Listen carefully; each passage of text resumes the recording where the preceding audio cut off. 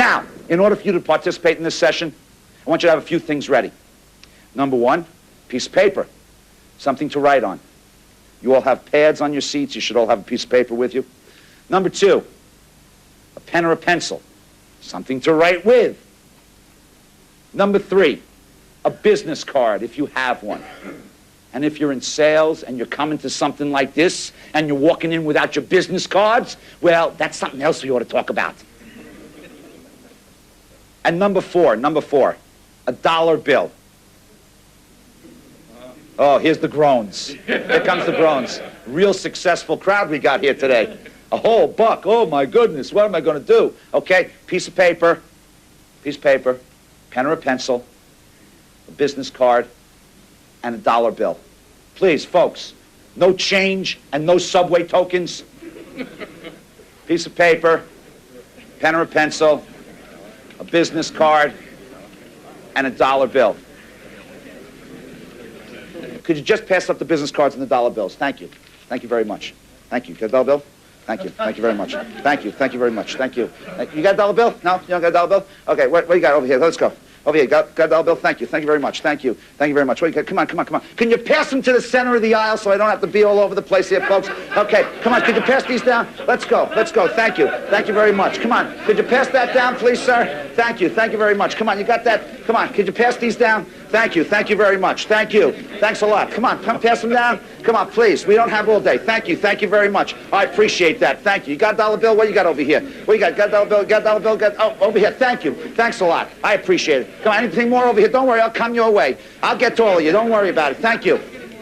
Thank you very much. Thanks a lot. Could you please pass those down, sir? Thank you. Thank you. I'll get over there. Thanks. You got more? I'll get it later. Okay. Thank you. Thank you very much. Thank you. I'm coming. Don't worry. I'll get to everyone. What? No, 5 is good. Don't worry about it. 5 is fine.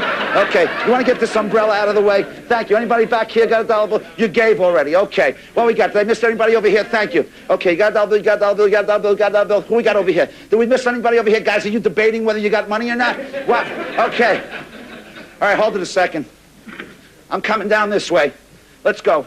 Who'd I miss? I miss anybody over here? Anybody else got a dollar bill? Anybody?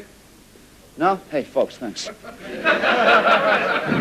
I appreciate this. Nice group of people. Hey, pal, you want to hang this up for me? Thanks. Okay, thank you. All right, that's good. Look at her. She's looking at me like I just mugged her with a 2x4. All right. Stop. Everybody stop. Oh, I love doing this. Let's talk about this. How'd I get it? I asked, that's it. That's all I did. And you gave me money. This is it. This is the whole day in a nutshell. You can all go home. No, I'm kidding. Stay. This is it. Because you see this? This is the single biggest lesson you're ever going to learn. Because this is one of the single biggest lessons in life. This is one of the single biggest lessons in motivating others, and you better believe that this is the single biggest lesson in selling, because let me tell you something, folks. If you don't ask, you don't get. And how did I ask? I said, take out a piece of paper, a pencil, a business card, and a dollar bill, and pass up the business cards and the dollar bills. This was a reasonable request at a reasonable time. If I said, give me a $100 bill, what would you say? Do you have one on you? No, she doesn't have one on her. It's not a reasonable request at a reasonable time. Let me tell you something, folks. I will do somewhere between 90 to 100 talks this year all over the world. And you know what? Everywhere I go, people give me money. And you know what else? Hardly anybody ever says, what's this for? They just give it to me, all because I asked. But the fact of the matter is, you have to ask. Because one of the single biggest reasons you don't get what you want out of life, one of the biggest reasons you don't get what you want out of other people, and you better believe the single biggest reason that salespeople do not close sales is because no one ever asks for a thing. They have what I call great conversations, right? You ever hear a salesperson talk about the great conversation they had that day? Right? They come back from a sales call and you say, how'd it go? Oh, what a nice guy. We were together for hours. We had a great conversation. Did he buy anything? Well, no, you know, I don't think he really needed anything. No, you didn't. You know why he didn't need anything? Because no one asked. By the way, did anybody notice what I did when someone would not give me a dollar bill? What did I do? What did I do? That's right. I just passed them by. I walked away. You know, and I always get people in my audience. You know what's very funny? Some people sit there, hold up their dollar bill afterwards, go, I didn't give him any. And I go, who cares? Right? I mean, really, think about it. Did I need everybody's dollar bill to prove my point? No.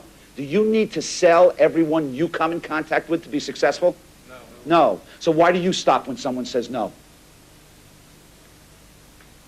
Why do you stand there and argue when someone says no?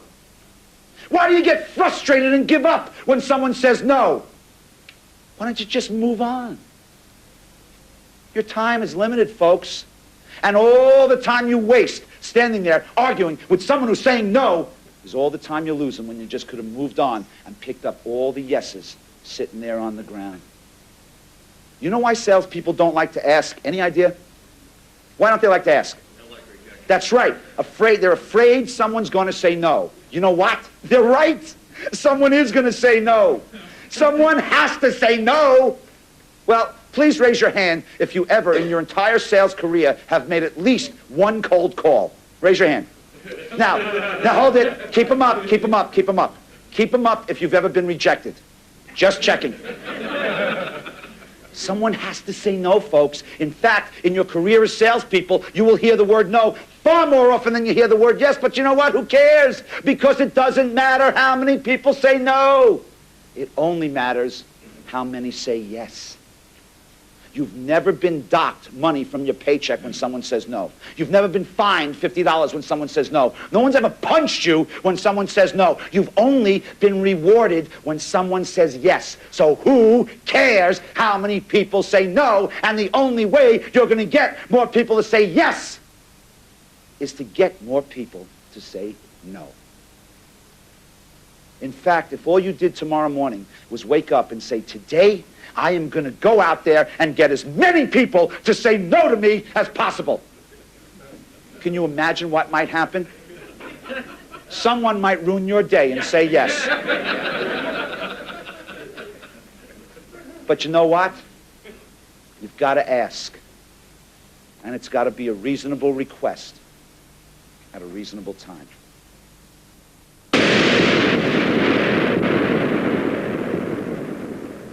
You know what the biggest problem with salespeople is? They never make any calls. They never go on any appointments because they're all afraid everybody's going to say no to them. So they never make any calls. But they're all convinced they have to make a lot of calls.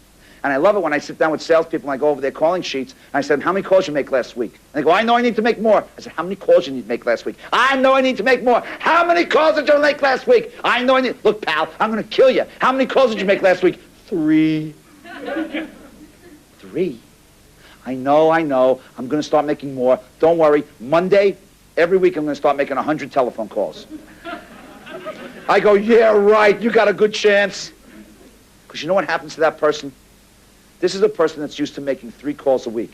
The next week they make 100 calls. That's 97 extra calls. Now, you know as well as I do, out of those 97 calls, at least 90 will be rejection. Now, here's somebody who's going to be listening to 90 more rejections a week than they're used to. What happens to that person? Catatonic state. Straitjacket. Now, yes, maybe they need to make 100 calls a week, but they're never going to do it right away. So I'll say to that person, listen, do yourself a favor, do me a favor. You think you can make 5 calls next week? Sure. So make 5. Do it and walk away. Think about it. If you went from 3 to 5, you'd be increasing your activity by 67%. If you increase your activity by 67%, you increase your sales by 67%. Because the key to selling is not to manage your sales, it's to manage your activity. Because the more activity you generate, what happens? Sales! I said, do that for a month. After a month is up, then go to 7 or 8 calls a week. After another month's up, go to 10 to 12 calls a week. Keep building up. Do it gradually, a little bit, a lot, rather than a lot, a little bit. It's the only way you're going to get into the habit of doing things. What you want to do is you want to set yourself up to succeed every day. You want to set yourself up to succeed every day. Most people set themselves up to fail every day. We always make it so hard on ourselves. What does everybody say? What's that old expression? The toughest step of any journey is the first step. Well, let me ask you, if the toughest one to take is the first one, why do so many people insist on making it the hardest one to accomplish? Why not just make it the easiest one to accomplish? If you make the first step of your plan the easiest one to accomplish, won't that give you the incentive to take the step? Want to make it easier to take the step? We want to take the fear out of that change, that first step. And if we take that first step and we accomplish it, how do we then feel? Good. We feel good, and if we feel good, what are we going to do next? Take another step. And if we keep taking those little small steps, we start to build up that feeling of accomplishment. You see, we're setting ourselves up to succeed. We're doing something every day that we know we can absolutely positively do. So by setting ourselves up to succeed every single day, we're making ourselves feel better and better. We're starting to build confidence. See, everybody's so worried about confidence. You can't be worried about confidence because confidence doesn't come unless you do something. Confidence is a byproduct of action. You see, the commitment to the fact that we have to do something and want to do something gives us the courage to act. After we do it, we are now confident in our ability to do it. Let me show you what happens with salespeople. Let me show you with my two favorite salespeople. My two favorite salespeople in the world. Salesperson A and salesperson B. Here they are. A and B. Now A and B start off the year with the same exact goal.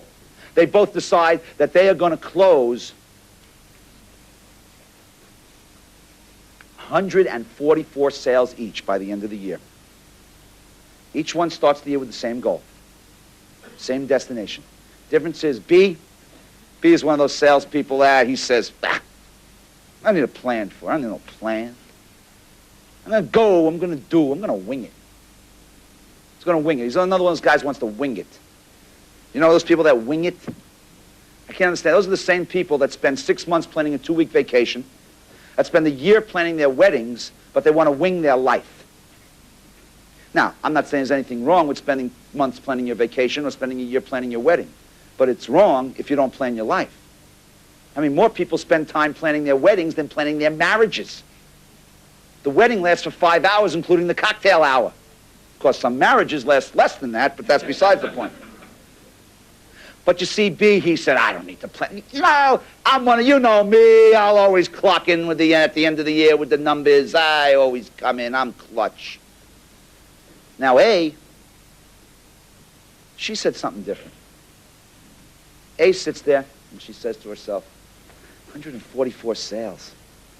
I don't know. I know that's my goal, but how am I going to do this? I've got to figure out some kind of plan to do this, because that's a pretty lofty goal.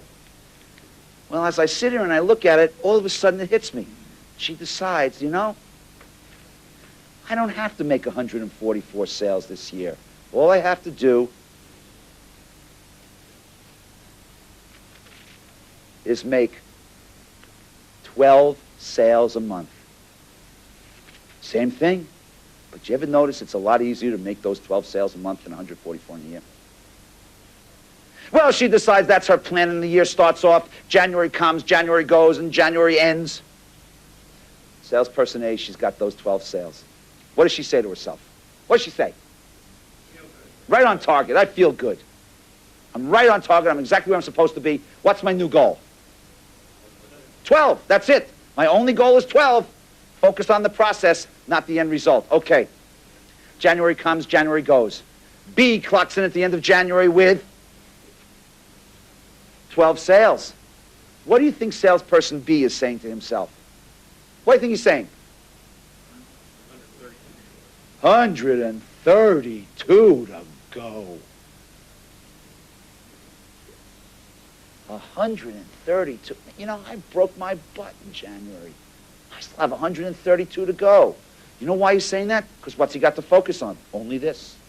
He's only focused on the end result. 132 to go. Mine, man. See, B's glass is half empty. A's glass, half full. B is one of those people that somewhere around June is going to be saying, you know, this was very unrealistic, right? This was much too unrealistic. Come on, let's get with reality. I'll be happy with 120. But you know what else B is?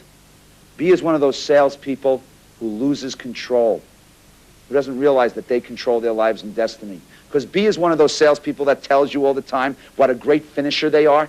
You know those salespeople? Oh, don't worry about me. I'm a great November salesperson. I'm a great December salesperson. I'm a great fourth quarter salesperson. You know why they're a great fourth quarter salesperson? Because they don't wake up till Columbus Day to realize they're 75% behind on quota. And they have to be a great fourth quarter salesperson, otherwise they're fired. I have managers that say to me, don't worry about us. We're a great December office. And I always say the same thing. I say, I know you are. They always go, how do you know that? I say, because everybody tells me that. Because none of you turkeys wake up till Thanksgiving.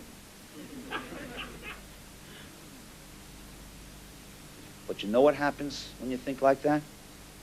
You create a situation where if you have one bad day in December, it equals one bad year. See, if B has one bad day in December, it ruins the whole year. If A has one bad day in December, that one bad day equals one bad day. And what happens to B in December if all of a sudden he encounters a freak snowstorm that closes down the city for 2 days? His year is ruined. What happens if B's car breaks down in December and he can't get out there to see customers? What happens if B gets the flu in December and he's on his back for 2 days?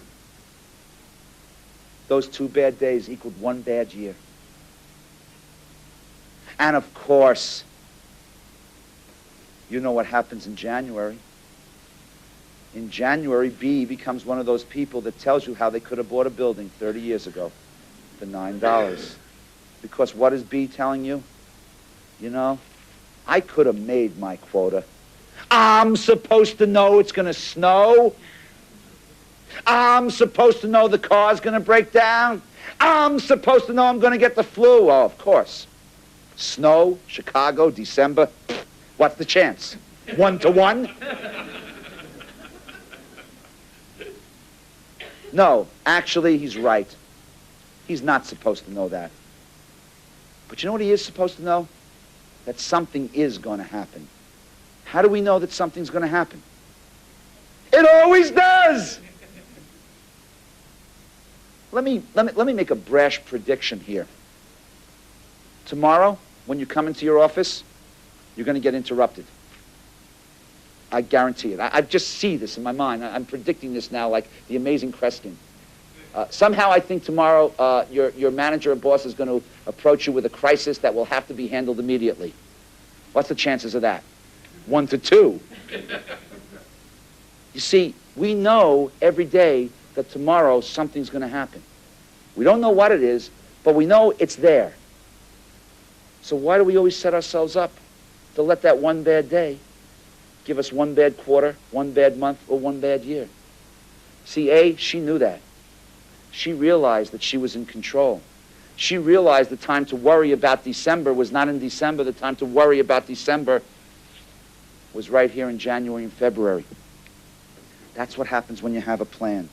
That's what happens when you break it down into continuous action, accomplishable steps, and you give yourself the ability to measure your progress every step of the way. That puts you always in control.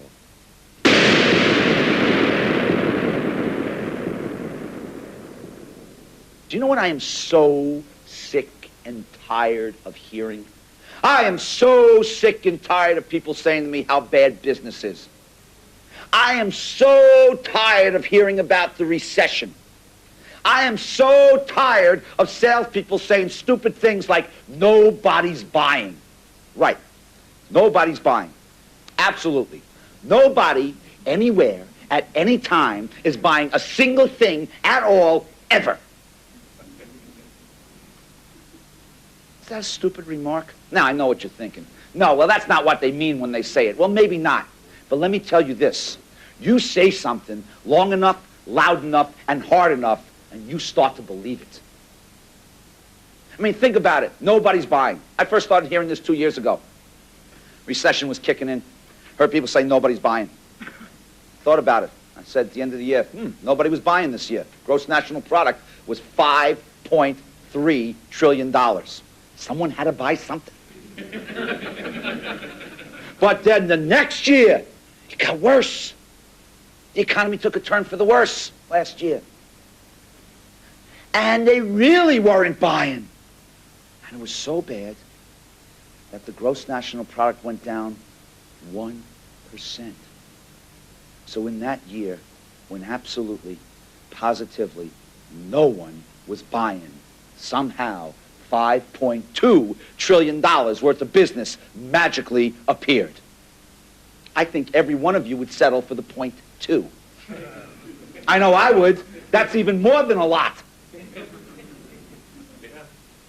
You see, I am convinced that the single biggest reason that people do not do business during recessions and the single biggest reason people do not do business during tough times is that they simply give up.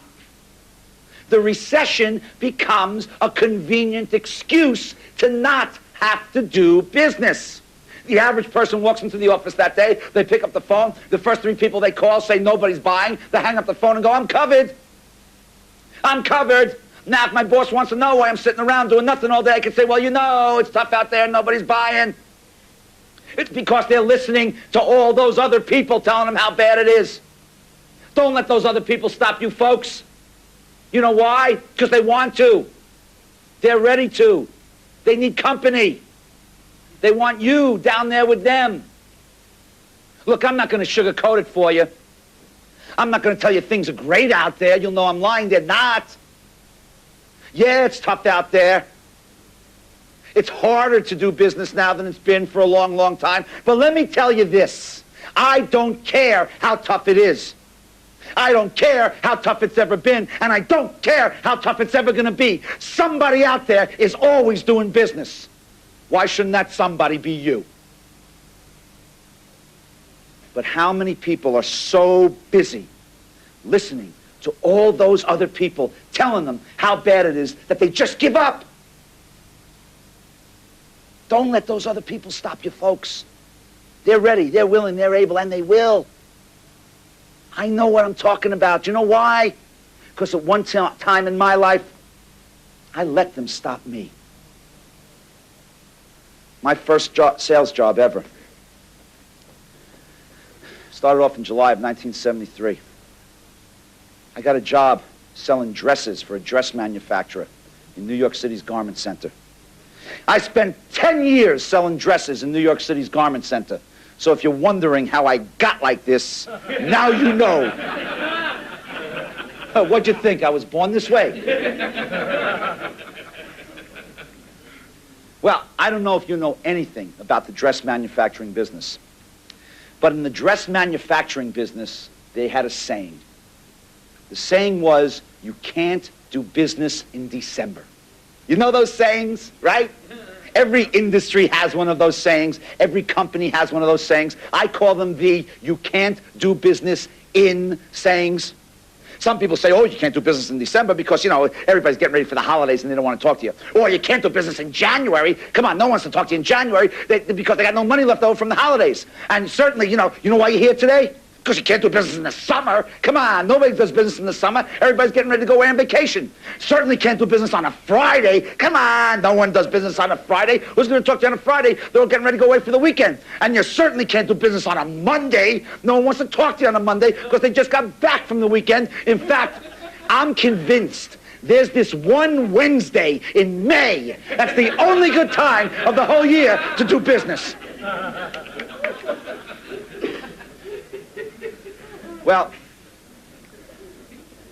in the garment center, they got this whole group that's convinced you can't do business. And we all have those people.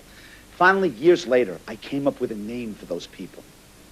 All those people that sit around all day telling us it can't be done because they can't do it, and they can't do it because they sit around all day. You know what I call them? I call them the coffee cup brigade. You know why? Did you ever notice these people? You work with them. They don't do anything all day but pontificate.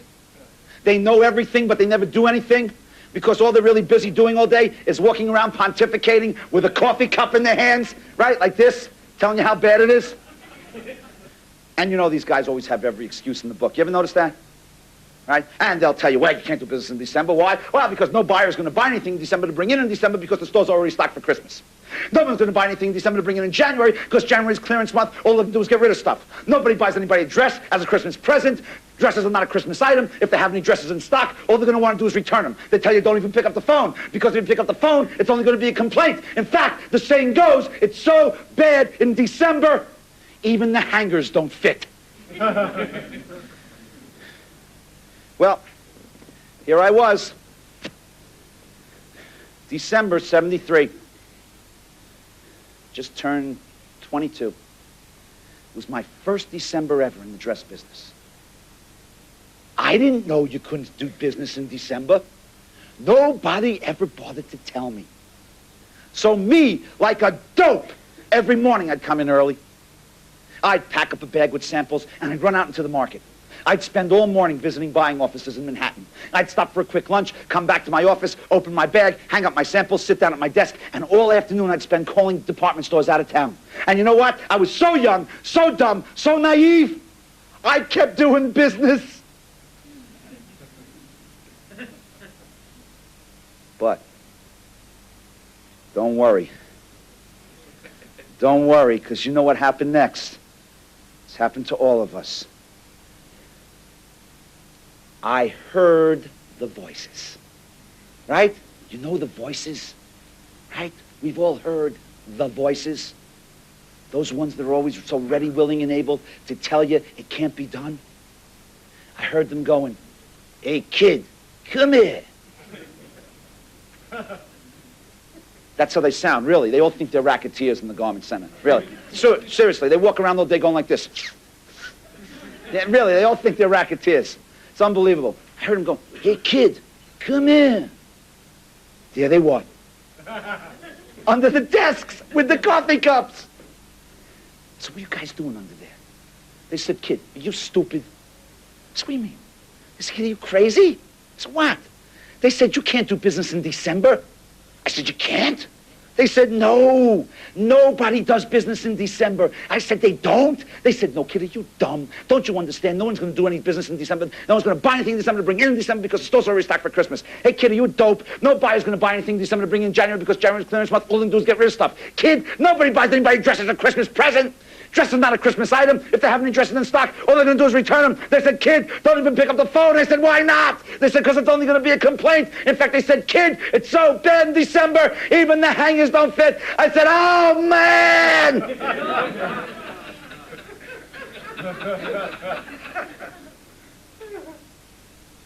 Don't worry, folks. Don't worry. Because by the next December, I knew. I was now one of those veterans. You know who I was? I was now one of those guys who knew what he was not supposed to know. I had officially enlisted in the coffee cup brigade. You see, I now knew that you couldn't do business in December. And you know what? I didn't. Because I listened to all those other people. Don't let those other people stop you. They want to. Because if they stop you, they have company. And it's always a lot easier for them to bring you down to their level than to get off their rear ends and move forward with you. Of course, in the long run, nothing is always the hardest thing to do. Yeah, I know it's tough out there. I know it. I know it's tougher out there than it's been in a long, long time. But like I said before, I don't care how tough it is. I don't care how tough it's ever been, and I don't care how tough it's ever going to be. Someone out there is always doing business simply because they believe that they can. They see themselves successful. So see it. See yourself successful. Visualize it. Create that picture of your own success in your mind. And once you've seen it, once you've visualized it, once you've created that picture in your mind, focus in on that picture. Focus in clearly until you can see every single detail of that picture, until you can take every single detail in that picture and describe it.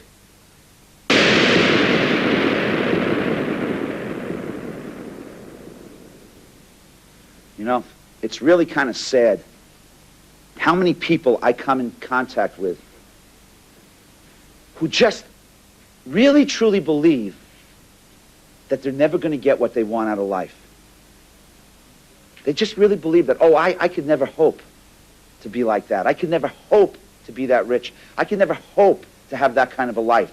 The only way, you ever hear this? The only way I'm ever going to get something like that is if I win the lottery. You ever hear that? I don't know about Illinois, but the odds in New York State are 12 million to 1. You ain't gonna win. But there are people that bank their whole dreams on it. I'll never forget a few years ago, the top prize in New York State was $20 million. And people were online all around the streets for tickets. The lines were so long trying to buy these tickets to win this lottery. And the media, oh, they love this stuff, boy. They trot out the TV cameras, and they're going to interview all these people online. And they get these people online, and they interview them. They always ask them the same stupid questions. They would say, what are you going to do with the money? I'll never forget watching this. One woman said, I'm going to travel around the world. Another woman said, I'm going to buy my mother a house. Some guy they interviewed said, I'm going to pay off my debts. I'm watching this, I'm going, what kind of debt could this guy have? Could you imagine his MasterCard bill? Then I thought about it and I said for a second, hold it. Hey, lady, do you need $20 million to travel around the world? Hey, lady, is your mother's house really going to cost $20 million? I thought to myself, hey, pal, do you need $26 million to pay off your debts? Because what's going to happen when you don't win? Because you're not going to win. I thought about this. I thought about it. I said, the day after those numbers are pulled, what's going to happen to these three people? Is this woman never going to travel around the world? Is that other woman never going to buy her mother a house? Is this guy never going to pay off his debts? Because I got to tell you, if I was watching that show and I was one of his creditors, I'd be knocking at his door right away. Because he ain't going to win. Is this what we've come to? You know, in a survey publicized in U.S. News and World Report a few years ago, they found that in the United States there were 1 million households whose net worth was $1 million or more. 1 million millionaires. 1 million households, which meant 1 out of every 100 households in this country had a net worth of $1 million or more. And over 75% of those millionaires were self-made. And let me tell you something, folks. They found out there were twice as many millionaires whose jobs were in sales and marketing as there were doctors. That's right. Twice as many sales and marketing people were millionaires as doctors. They also found when they surveyed those self-made millionaires that you know what the secrets were? Sense of purpose, goals, plans, a commitment to excellence, effort, hard work, smart work. In other words, what they're saying is this. If you know what you want, and you have a commitment to going out there and getting it, and working hard to get it, you got a 1 in 100 chance. Not bad. On the other hand, the state of New York will tell you, all you need is $1 and a dream. And you got a 12 million to 1 chance. 100 to 1. 12 million to 1. Choice is up to you. You see, the state of New York says, all you need is $1 and a dream. Warren Gresham says, keep your buck. Save it, invest it in your future. Because all you really need is a dream. Have a good day. Thank you. Thank you.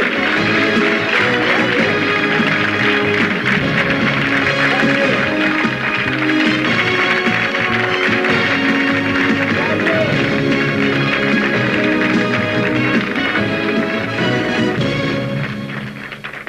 Thank you very much.